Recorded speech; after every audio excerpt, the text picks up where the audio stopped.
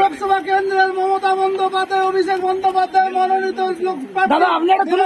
আজকে বিপুল ভোটে জয় করুন। বন্দে মাতরম।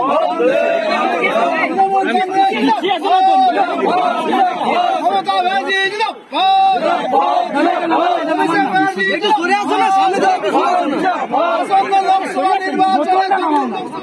লোকসভায় আপাতত করার মতো জায়গাতে নেই স্লোগান, তবে আগামী বিধানসভায় অবশ্যই আসবে। 21-এ খেলা হয়েছে আর খেলা হবে, স্লোগানটা কিন্তু এবারের ক্ষেত্রেও প্রযোজ্য। ক্রিকেট খেলায় প্রথমে ব্যাটিং করলে পরে বল করতে হয়। মমতা ব্যানার্জি 2021-এ ব্যাট করেছেন 215 নট আউট। এবার আমাদের তৃণমূল কংগ্রেস কর্মীদের বল করতে হবে, কারণ এবার বিজেপি ব্যাট করতে নামছে। আর এ রাজ্যের মাটিতে বিজেপির 18 প্লাস তমলুক কাতি 20টা উইকেট আছে। আমরা বল করে বিজেপির 20টা উইকেট ফেলবে আমাদের কর্মীরা, সেদিন গিয়ে খেলা শেষ হবে। এসবিআইকে জানাতে হবে। এসবিআই ব্যাংকে সুপ্রিম কোর্ট নির্দেশ দিয়েছে। দেখুন, এই বন্ডের তথ্য যদি সামনে আসে তাহলে অনেক কিছু দুধ কা দুধ পানি কা পানি হয়ে যাবে।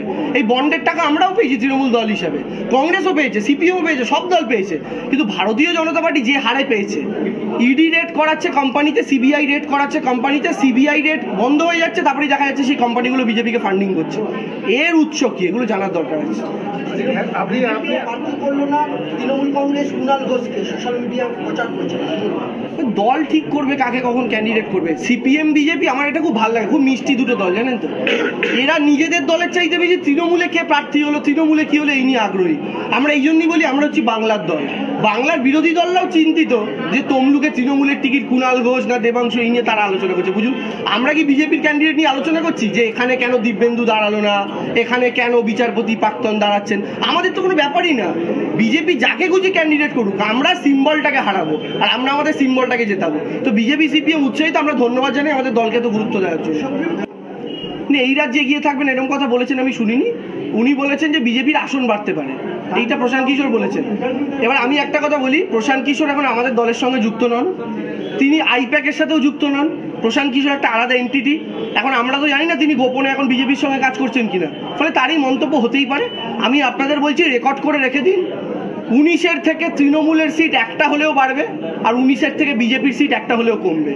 তৃণমূল কোথায় গিয়ে থামবে এটা আমি বলতে পারছি না, একটা হলেও আসন আমাদের পারবে। দাদা, সিপিএম এবং বিজেপি ভগবান জানে। দেখুন, হয়তো প্রথম লিস্টে করেননি, কেউ রাজি হবেন কি হবেন না এই সমস্ত ভেবে। দিলীপ ঘোষকে এখনো ক্যান্ডিডেটার দেননি, যে লোকটা 2019-এ তাদেরকে এত ভোটে জেতালো, গোটা রাজ্য জুড়ে বিজেপিকে জেতালো 2019-এ, সেই লোকটাকেই এখনো প্রার্থীপদ দেয়নি। আমাদের খারাপ লাগে, কষ্ট লাগে। তবে বিজেপির ব্যক্তিগত ব্যাপার, ওদের সাংসারিক ঝামেলায় দাদা আমরা নেই। তারা আরেকটা কোশ্চেন, বিজেপি অভিযোগ করছে যে তৃণমূল বারবার 2021-এর লোকসভা বিধানসভাতে বলেছিলেন বহিরাগত বাদ দিয়ে বহিরাগত নিয়ে পশ্চিমবঙ্গ নির্বাচন প্রক্রিয়া বৈতরণ পার করতে চায়। সেখানে দেখে গেল লোকসভা ভোটে বাইরে 2জন সাংসদ। তৃণমূল আজও বলছে বহিরাগত হটাও, রাজ্য বাঁচাও, কিন্তু তফাৎ আছে। ইউসুফ পাঠান আজকে আমাদের ক্যান্ডিডেট, কীর্তি আজাদ আজকে আমাদের ক্যান্ডিডেট। কিন্তু আপনি বলুন, ইউসুফ যদি জিতে এমপি হন, কীর্তি আজাদ যদি জিতে এমপি হন, এরা দুজনেই কার নির্দেশ পালন করবে? মমতা বন্দ্যোপাধ্যায়, তিনি এই বাংলার। অর্থাৎ কীর্তি আজাদ এবং ইউসুফ পাঠানের রিমোট কন্ট্রোল মমতা ব্যানার্জির হাতে। কিন্তু সুকান্ত মজুমদার, শুভেন্দু অধিকারীরা যদি যেতেন, তাহলে তাদের রিমোট কন্ট্রোল থাকবেন গুজরাটে বসে থাকা নরেন্দ্র মোদীর হাতে। অর্থাৎ নরেন্দ্র মোদী তাদেরকে নিয়ন্ত্রণ করবেন। আমাদের বক্তব্য হচ্ছে বহিরাগত তত্ত্ব এটাই যে বাইরে থেকে কেউ ক্যান্ডিডেট হলো কিনা সেটা ফ্যাক্টর নয়, বরং তাদের নিয়ন্ত্রক শক্তি কারা। বাংলার ভাগ্য নিয়ন্ত্রণ বাংলার মাটির লোক করবে, আমরা এটা বলতে চাইছি। এটাই হচ্ছে বহিরাগত তত্ত্ব। এই বাংলার ভাগ্য নিয়ন্ত্রণ গুজরাটে বসে কেউ করবে না। 2021-এর চমক ছিল প্রচারের ক্ষেত্রে বিধানসভায়, লোকসভায় কি কোনো প্রচার থাকছে তৃণমূলের ক্ষেত্রে? দেখুন, প্রচার অনেক রকম ভাবেই হবে। আমরা মানুষের কাছে পৌঁছানোর জন্য যা যা উপায় আছে সবই আমরা অবলম্বন করব। তার মধ্যে যদি চমক দেখতে পান, অবশ্যই আগামী দিনে দেখা যাবে। আপনারাও আছেন, আমরাও আছি।